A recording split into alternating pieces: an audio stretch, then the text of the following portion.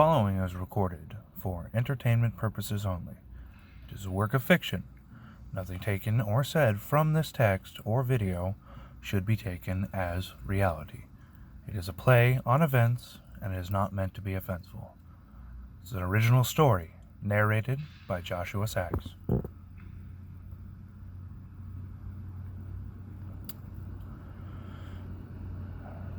Day 13. I don't really know how I should start this. It's been days since I've seen someone who wasn't crazy. We first heard about a new virus with flu-like symptoms originating somewhere overseas. I'm not terribly sure where. In January. It's July 8th, I believe, 2020. People got sick. A lot of people. And there was nothing the doctors could do. They would just, get really sick, man. And they would, have shortness of breath, coughing, fever, chills, fatigue, and would fall unconscious. But that wasn't the worst. It was about a month ago when stories started popping up on social media and news and about these sick people, starting to show different symptoms. Manic, angry, loss of self, whatever you want to call it. People were throwing words around on the internet like a new plague, end of days. I don't believe any of that. The damn things, whatever they aren't people anymore. They aren't them anymore. I'm recording this on my phone. Crazy that out of everything I left behind, this is one of the few things that I managed to bring with me. Not like I can charge it or anything. I haven't seen, lit houses or anything in days. I should probably give you a little context. Sorry, I'm just all mixed up. It's been a rough few days, months, whatever. About 5 days back, I got home and my wife, Tanisha, my roommate, Brandon, my little brother, or the wife's little brother, Alex, they were real sick. And I did my best to care for them. I called paramedics and I got off of work 8 a.m., been working years as nighttime crew, and it was real bad. I don't know if I can talk about it, but it's just me now. I had to leave. I had to get out of there. I couldn't stay. I couldn't be around. I knew what was coming. You've seen the movies, you've heard the stories. People say words like zombies or infected or afflicted. I don't care. They're psychos to me. They're gone. They're not people. It's just me. Closest family I have, I live in Oregon. My dad and my brother, they live in Springfield. I got to their house and they were gone. No note, no nothing. I got to my eldest brother's house in Springfield. He was gone. Whole sections of the cities are just burning with chaos.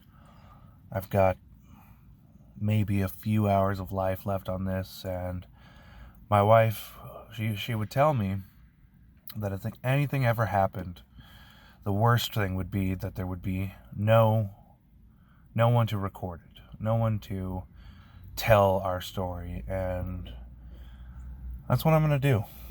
I'm going to try my best. I'm going to record as much as I can with the little life I have on this every day, that it's safe, and the quality will be poor.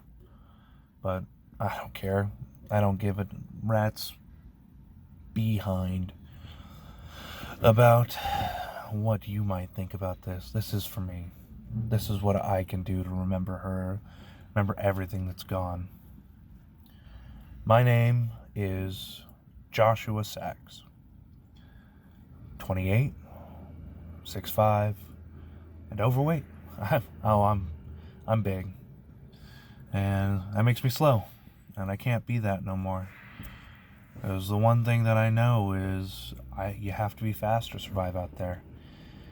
You have to be strong.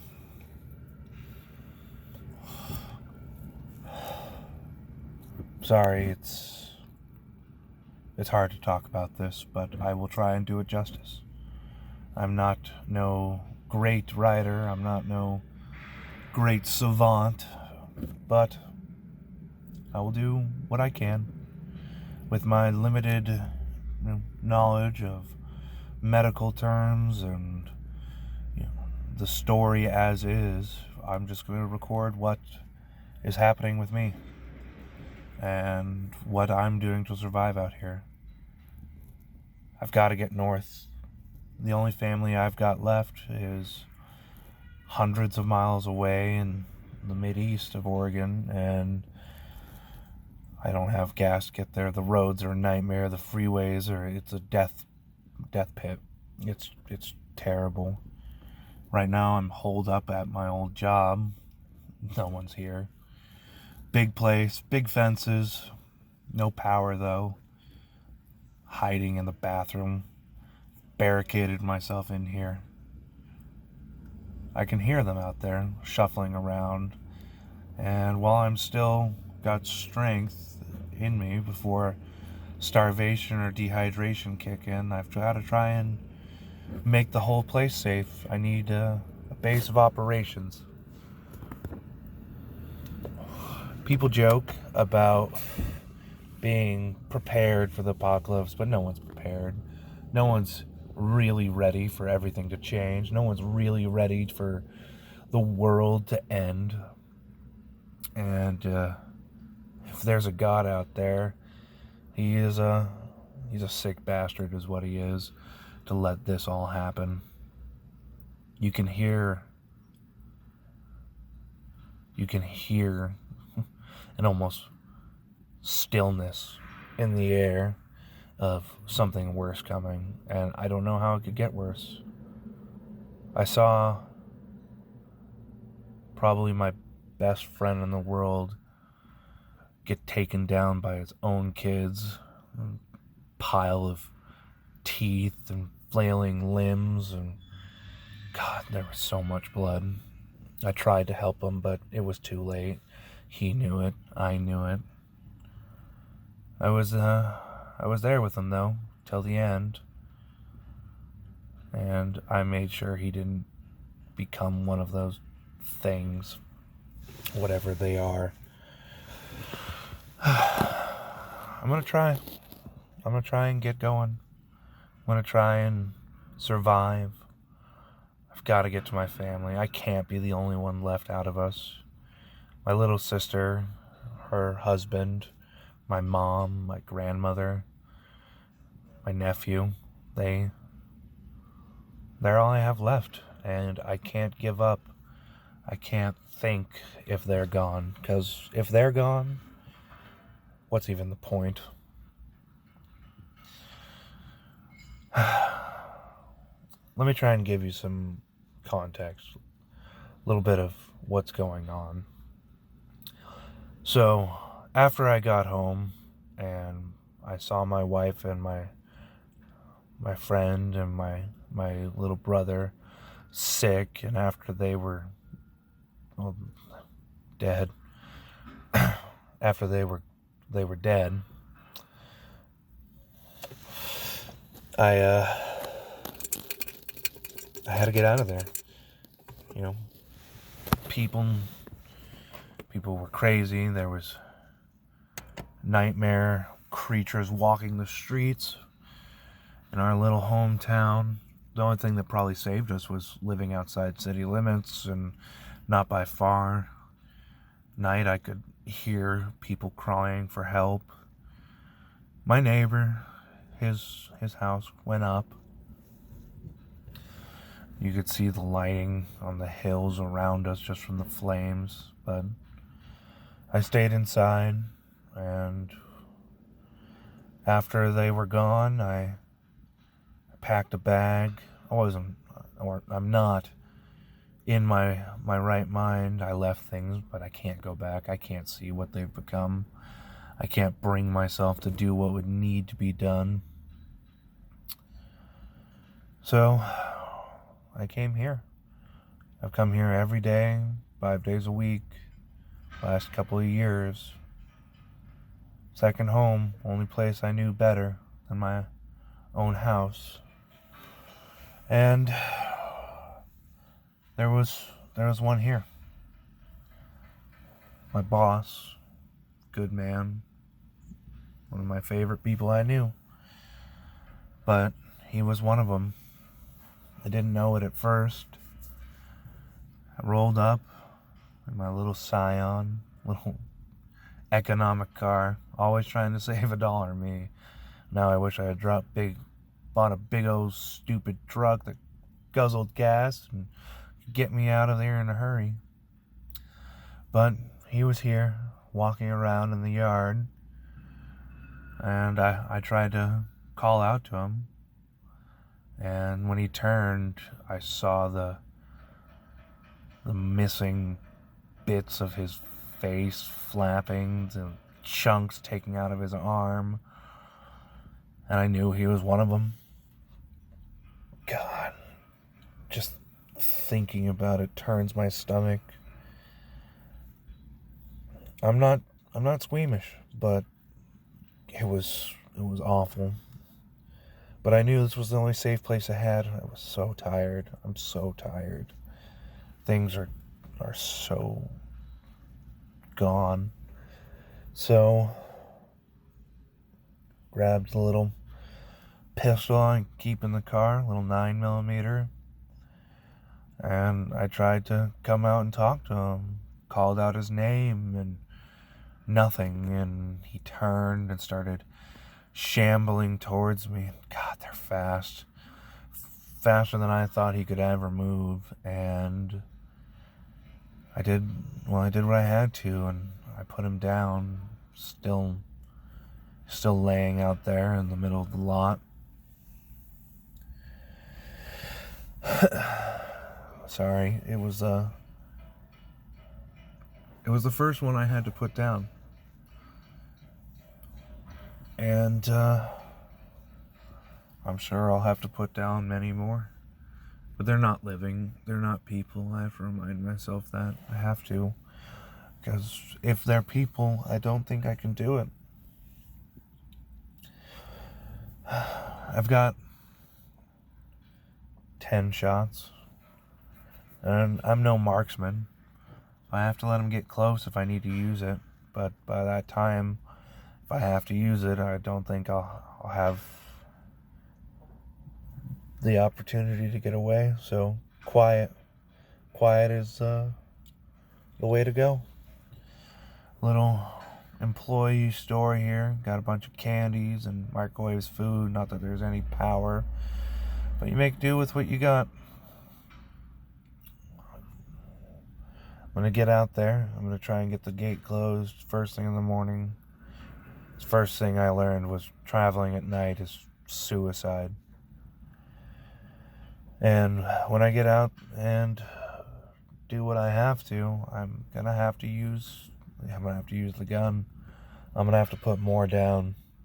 I'm gonna have to protect myself, because Lord knows there's no one out there protecting me.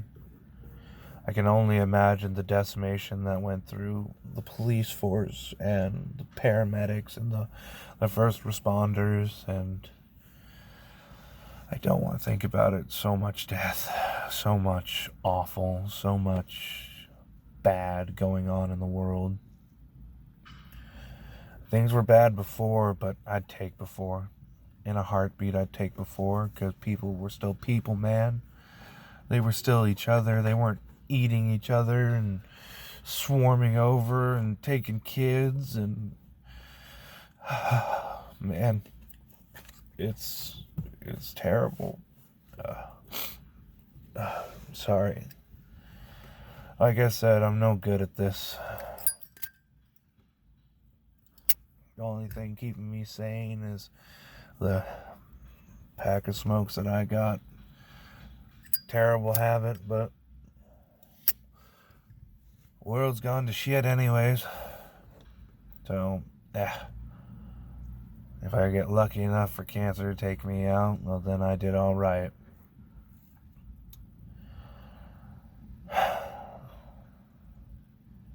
I don't know what else to say. I don't know what's going on. I just know that things are bad.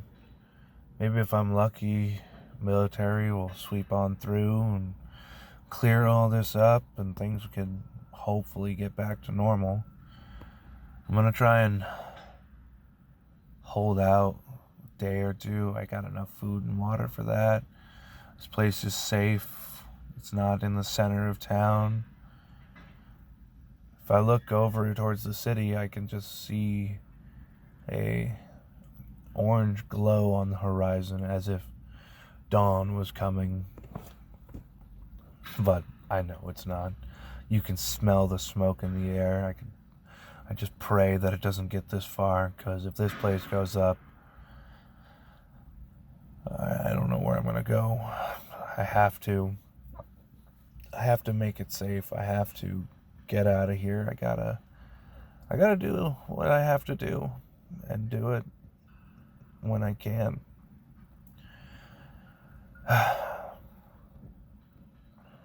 So, this will be entry 1 in my surviving chronicles. How pretentious sounding am I? I'm no different from anyone else. And, why am I the only one left? I hope there's others out there. I've got friends I hope are making it. I hope that they don't go to the house. I hope they don't go there trying to find me. I spray painted the front of the house saying where I had gone and to come to me if you can, because I'll make it safe. I'll do what has to be done. It's a big place, but there's steel plates and beams and tubes. I can make it safe. I can do it.